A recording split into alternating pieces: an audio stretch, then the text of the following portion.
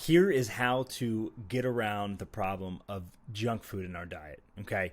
Most of the times we're eating junk food because it's convenient, because it's easy, because it's lined on the aisles when we check out, because it's on the center aisles in the grocery store, because it's at the movie theaters, because it's at the kitchen counter, not at the kitchen counter, at the counter at the gas station. It's all over the places that are most convenient to grab, right? So it is the easiest thing to grab in a time of need, right? So how do we prevent against overindulging on junk food? Because it's literally the easiest thing ever to do, right? I would say that the fastest way to not overindulge on that is to just be more full, to be more satiated, right? To eat more nutrient-dense foods and get yourself to a place where you don't have those cravings. How does that happen? Well, it doesn't happen in a day, right? But it does happen by you just trying to eat a little bit more balanced on your meals, right?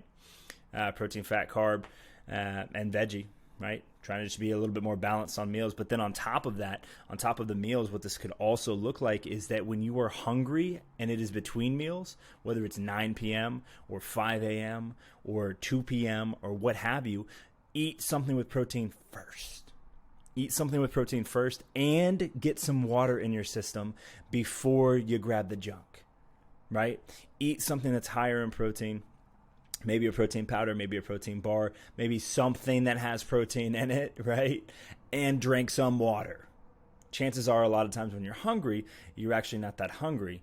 You might just be dehydrated, okay? You're feeling like you're hungry because you're also dehydrated.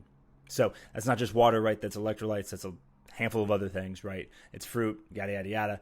Won't get into that here. But if you're struggling with the junk food, right, have an understanding that the manufacturers and the grocery stores and the individuals that are selling these things at convenience stores or what have you are making it as convenient as possible. Junk food is convenient. How do we beat convenience? We prepare. We plan ahead. We do our very best to put ourselves in the best position.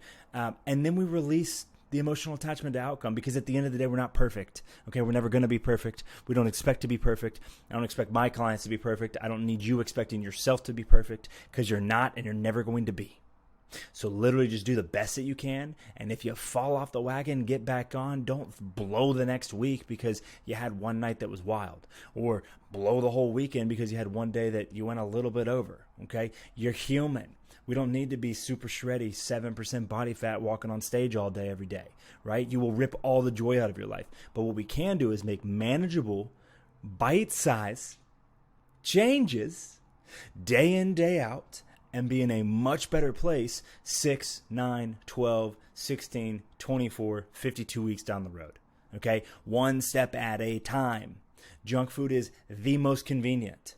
The only way to beat convenience is in planning, right? Because if you literally don't plan ahead, there's such a higher probability that you fail. Okay? So literally, that could be meal prepping. That could be anything, right? We've got over a few things here. But at the end of the day, it's intentionally super convenient. So just beat the system. Plan ahead. Just a little bit. Just a little bit. If you plan ahead a little bit, you'll win. Promise. Hope that helps.